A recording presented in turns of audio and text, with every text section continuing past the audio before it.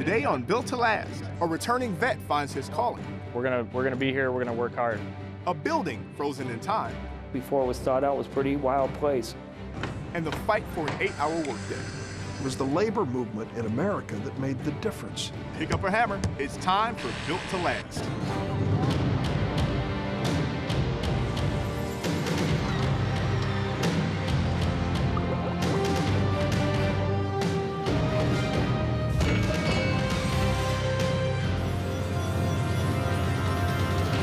Built to Last is brought to you by the Chicago Regional Council of Carpenters Labor and Management Committee and Armstrong Ceilings. Faster, easier, better. Welcome to Built to Last. I'm Monica Pedersen. And I'm Mark Nilsson. America's fortunes were enriched by going west, but for decades, most Chicagoans shuddered to go in that direction. The West Loop neighborhood of Chicago was in a spiral of ruin until a series of fortunate events led an impoverished urban neighborhood from Skid Row to Restaurant Row. Food. Now you're talking my language.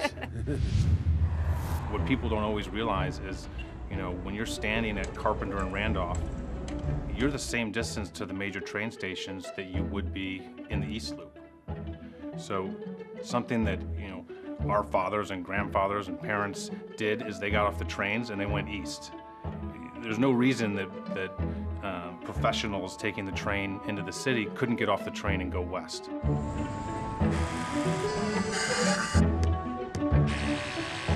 This is a super unique site in the city. Many years ago, it used to have a lot of different warehouses.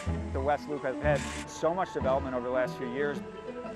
CTA expansion, new stops. As it moves forward, I would imagine the Chicago Public Schools will be looking to build new schools there.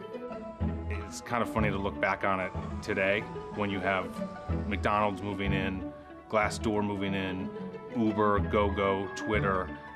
It's really remarkable. A lot of new restaurants, a lot of new bars. You got the United Center right here, so a lot of living spaces. There are some people that have lived here for a year and some people that have lived in this neighborhood for 25 years. I personally have lived in this neighborhood for almost 10, and seeing what's happened over these last 10 years has been just incredibly fun. The West Loop and Fulton Market, as you moved west out of the Central Business District, was definitely a rough neighborhood. Even as recently as 10 years ago or 15 years ago, you might come to dinner before going to a game at the United Center, but you'd be moving pretty quickly. And today, we walk to games from our office. But 150 years ago, this neighborhood was the stage for an event that would resonate around the world. This is where it was at, where the markets were, where people were moving meat products and produce and things like that. But also the populations that worked in these industries and worked in the printing industry and whatever else, they had the meeting halls, they had the places where they could gather. The workday was long and grueling. People were working 60 hours a week, every week, week in, week out. If people in the workplace were organizing around workplace rights, the employer would bring in strike breakers. In 1884, the Federation of Organized Trade and Labor Unions set May 1st, 1886, as the deadline by which an 8-hour workday would become standard. By spring 1886, conditions hadn't changed, so collective labor staged a march on May 1st. The estimates of people that marched that day range from 40 to 80,000. The protests continued through the weekend. The next day, a number of workers were on strike at various locations, one of them being the McCormick Reaper Works. When the shift change occurred, there was strike breakers who came and met the picketers outside the gate, and some of the strikers were killed. They decided to have a rally the next day on Sunday. Held at what had been the Haymarket at Randolph and Des Plaines, the rally was long and mostly uneventful.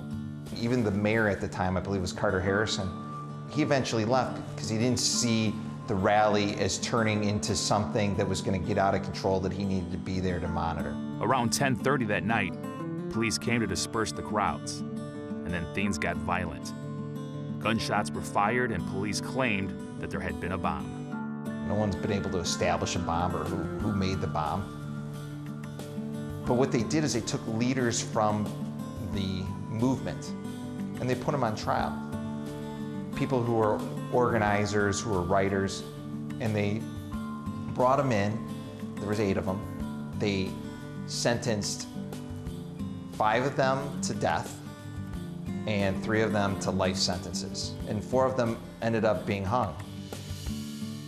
The trial and verdicts were controversial and condemned internationally. And on June 26, 1893, Illinois Governor John Peter Altgeld pardoned the surviving 3 defendants. International Labor Day is May 1st all over the world. And even though this isn't our recognized Labor Day in the United States, trade unionists come from all over the globe here in Chicago to pay honor to the Haymarket Martyrs in Haymarket Square. But at the turn of the century, very little had changed in the neighborhood. This was a place where already butchered meat would come to get basically refined, cut into smaller pieces, and then sold to restaurants or grocers. By the 30s, it was known as the 2nd largest poultry market in the world. With the 1930s came the Great Depression, and the West Loop became home for thousands of unemployed workers, mostly single men, and was dubbed the city's Skid Row.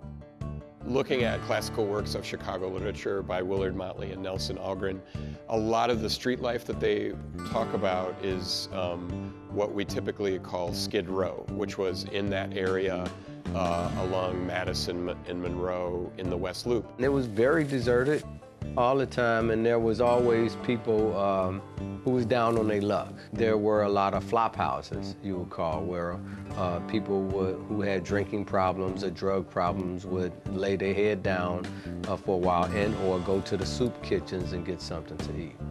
And of course, you know, what comes with that is a lot of other crime and prostitution and a lot of other things. With the end of World War II, the neighborhood didn't share in the post-war prosperity. Isolated west of the Loop, the Chicago Stadium had been home to the Chicago Blackhawks and Bulls. And the Chicago Stadium was always seen as ripe for development. And in 1984, the Bulls drafted a young rookie from North Carolina. So you have kind of the perfect storm. One of my mentors is a gentleman by the name of George Dunn. He was actually 42nd Ward Democratic Committeeman and president of the county board. And when they changed the ward maps, I told Mr. Dunn, they gave us another ward that has a lot of potential. There's a lot of vacant land, but there's a lot of potential. You walk through some pretty scary buildings.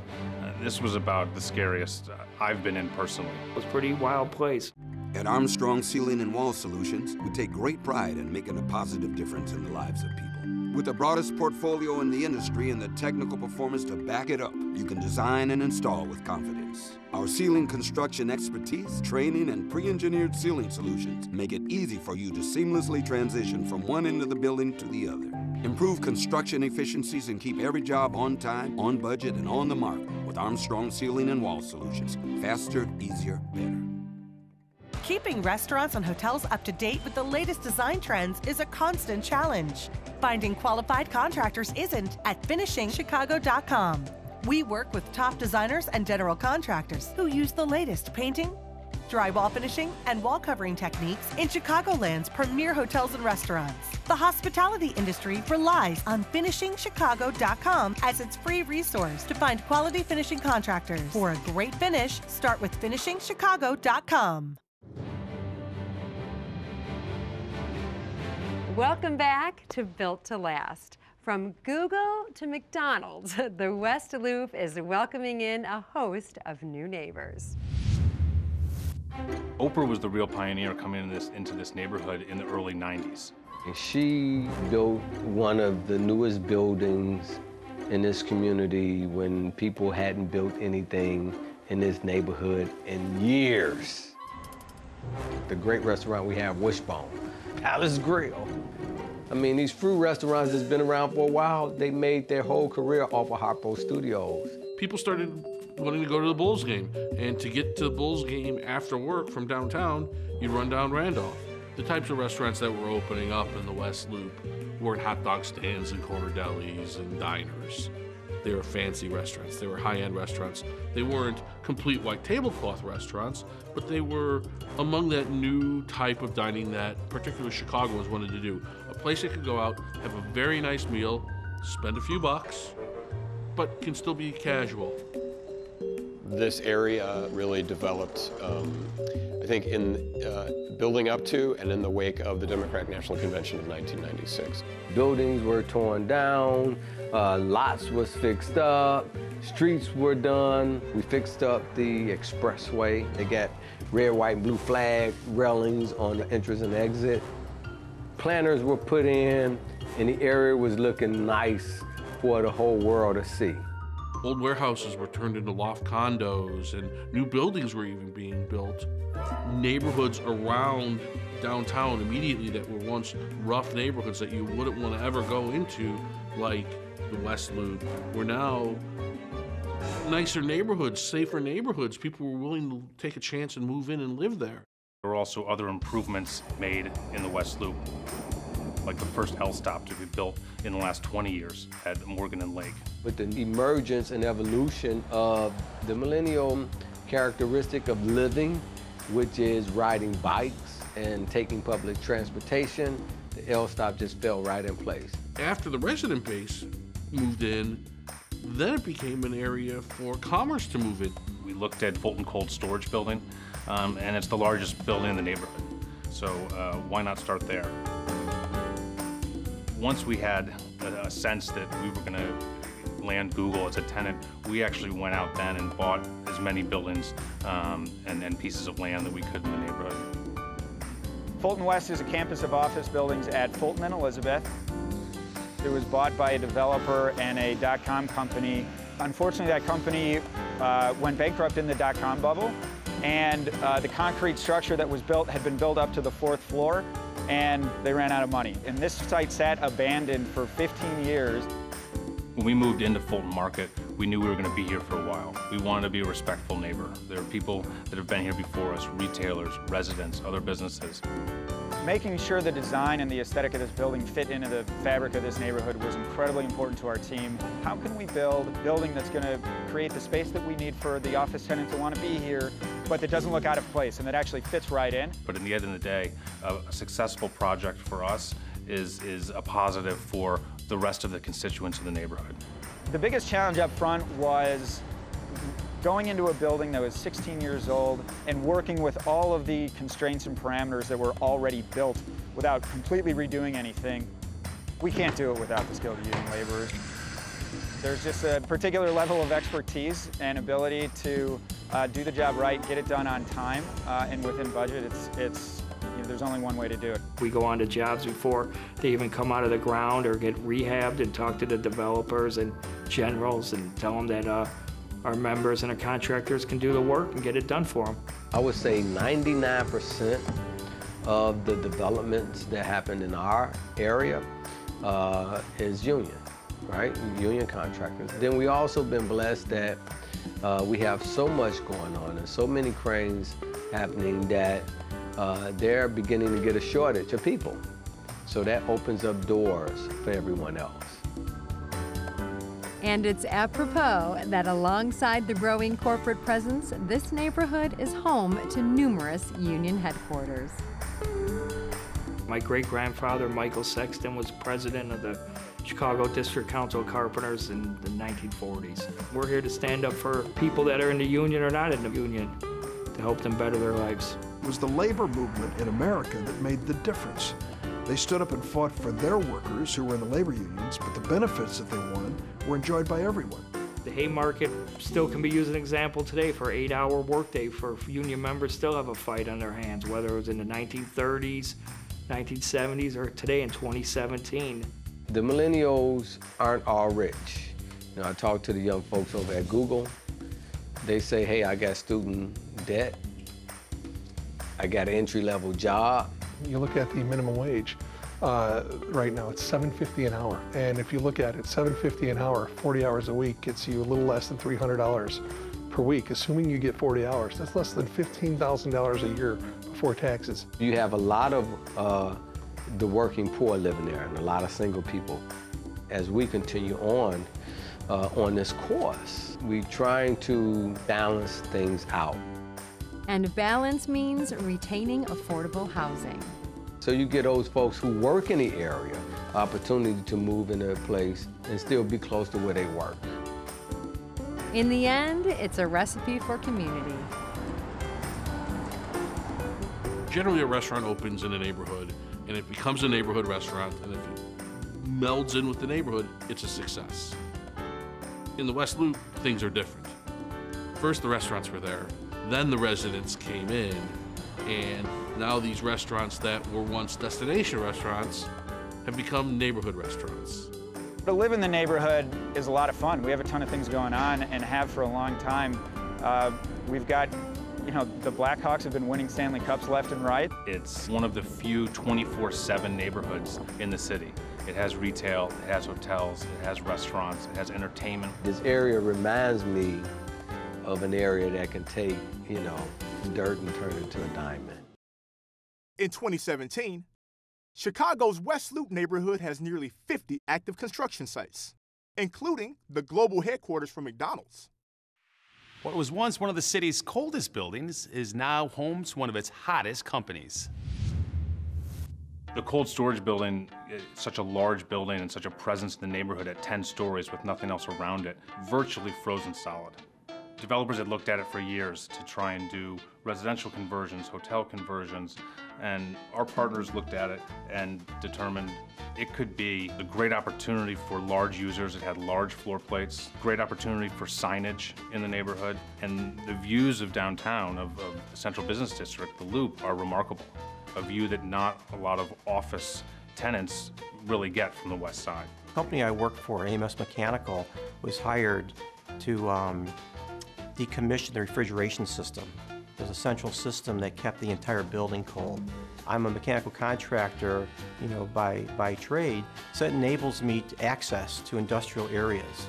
So I get to go places that perhaps other people may not have clear access to.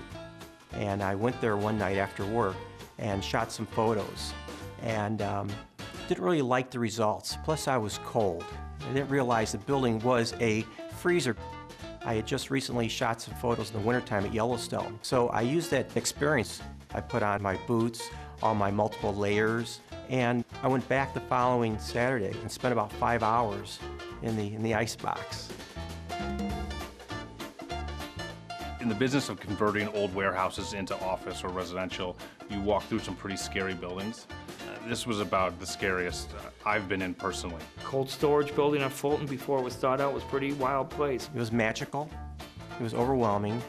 At the time I was more interested to explore than I was actually to photograph. There was so much from stalactites and stalagmites and hoar ice and all different types of frost and columns of snow and ice from the ceiling to the floor. What's really unique about this building, it was built in two separate structures. There's a superstructure and then a separate exterior structure that was tied back into the concrete superstructure. And the gap in between, which at times was about a foot, was filled in with cork for the refrigeration. As we walked through and did tours, there were certain floors, certain quadrants that we couldn't even get into. They were frozen solid. We tried to get a door open with a forklift and we weren't able to. I was working probably on the 6th, the 7th, 8th floor, where the doors had been shut for many years and where this ice had formed. Down on the first floor, I remember there was a bobcat. They were doing construction, they were cleaning up. Every time that bobcat dropped its load down the first floor, you had a little creak over your head. The ceiling was actually coming down from the upper elevation, coming down towards the floor, but then there were areas where the floor was raised up, meeting up to the ceiling. So areas where I had to duck and crawl, other areas were more open. If you weren't careful, some of the ice was hanging down from the ceiling. If you walked, it would fall and fall down the back of your neck. So how do you turn an indoor Siberia into a corporate headquarters? When we were looking to thaw the building, we weren't sure what was going to happen to that exterior structure.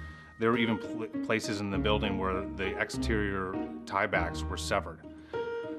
So we were very careful and strategic about how we thought it. Originally, we poked some large holes in the middle of October into the building to see how the structure would react to thawing.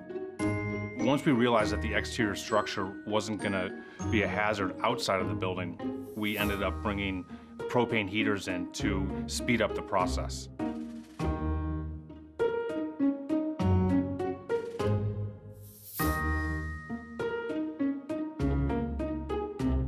One thing that's pretty interesting is this building over about 100 years didn't go through Chicago's freeze and thaw every season. So it was frozen much of the time, and the concrete was actually in much better shape than we anticipated.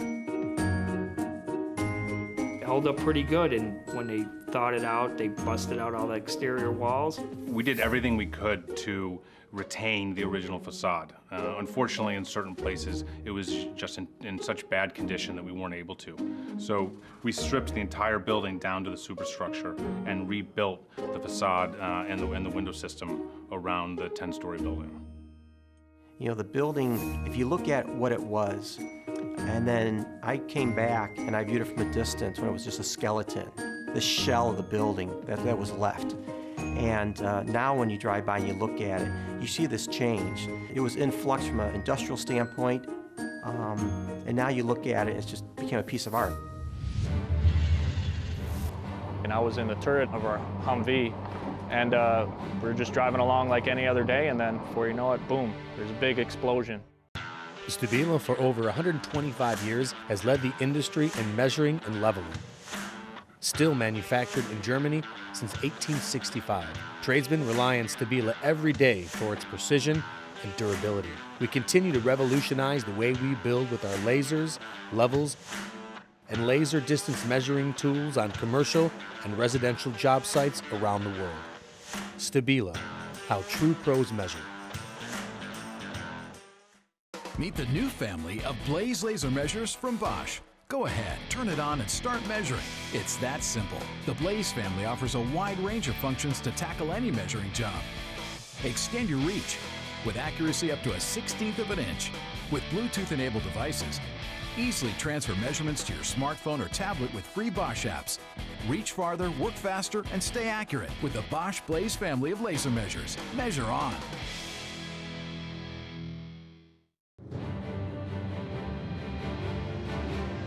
Now, Rob North brings us a story about the Carpenters' continued commitment to serve those who have served our country. Thank you, guys. The trades in the Carpenters Union always support and welcome our vets when they return from war. Our next story explores what happens when a carpenter goes off to war. My father's name is Francisco Salgado. My dad actually moved to the United States when he was 18, met my mom. I'm the oldest of 5. We kind of had a modest upbringing, but they always took care of us. We had what we needed anyway. My dad had a real sense of pride. He had a pride in country. He was from Mexico, and he also was real proud to live in America and the opportunities that he got. He always told me, you know, hard work is what's going to get you where you need to be, right?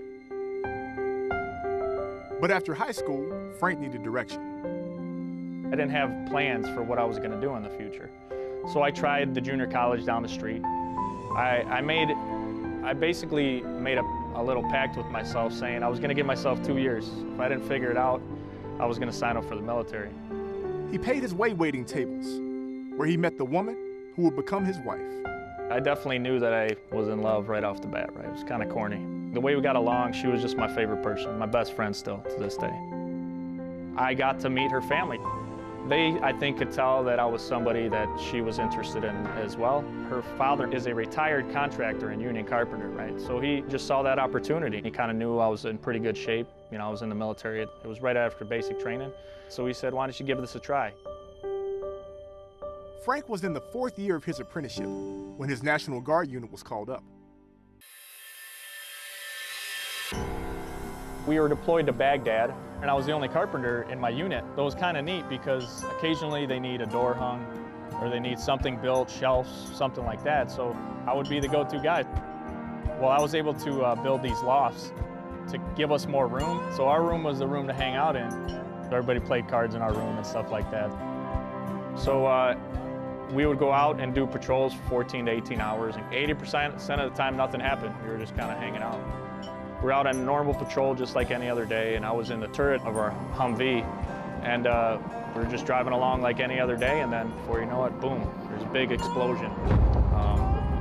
You know, at the time, it's, you almost don't have time to be scared or anything, but there's the explosion, there's dust everywhere, you can't see anything. A friend of mine, he noticed that I was bleeding, you know, and I didn't know it at the time, but I took some shrapnel to my arm. So my squad leader has me get down, I went to see the medic, and they bandaged me up. But I mean, really, you don't have time to be scared when it comes to that, to be honest. It's almost scarier watching one of your buddies when their truck gets blown up, because it doesn't look like anyone could survive that. Frank didn't sustain long-term damage from the shrapnel in his arm. He was awarded the Purple Heart, and after completing his deployment, he returned home to the woman who captured his heart. Frank took up the tools of his trade once more, and his excellence in the field led him back to where it all began. If you would have asked me during the apprentice program if I was ever going to be an instructor, I would have thought it was crazy. My military background plays a whole lot in the way I instruct my students, right? So I impress upon them day one, we're going to work hard. Being in Mr. Salgado's class, with him being a vet, he wants you to be able to say, I'm in the world and there's things that you're supposed to do. And if you're not going to sit here and be on time, if you're not going to play by the rules, then there's no reason to do it. As far as work ethic too, where if I got to get something done, I got to get it done now. He's always trying to help us, asking us if we understand things, if things make more sense. It's good when you see a student like catch on. That's where you get a sense of pride. I can't put this 18-foot stringer up here by myself. I'm gonna need somebody to help me. In the military, to get a job done, you all gotta work together. And I can't necessarily do what I do unless you're doing what you do. So not depending on them, they're depending on me, we get the job done. So that brotherhood we get here as union carpenters, we gotta have each other's back in order for our union to go forward. I have a 5- and a 7-year-old boy. And it's definitely something where they'll see me doing work, or they know the work that I do, and as they get older, it's something I'm gonna try to give them some of that knowledge, but some of that work ethic and that sense of pride they could get from a good day's work, just like my dad showed me. My career as a carpenter has been enriched by my years of service in the Corps. Frank Salgado and exemplary instructors like him are always utilizing their unique experiences to build better tradespeople for the future. That's all for this episode of Built to Last. And remember, woodworking minus patience equals kindling. We'll see you next time. Thanks for watching. To the fire.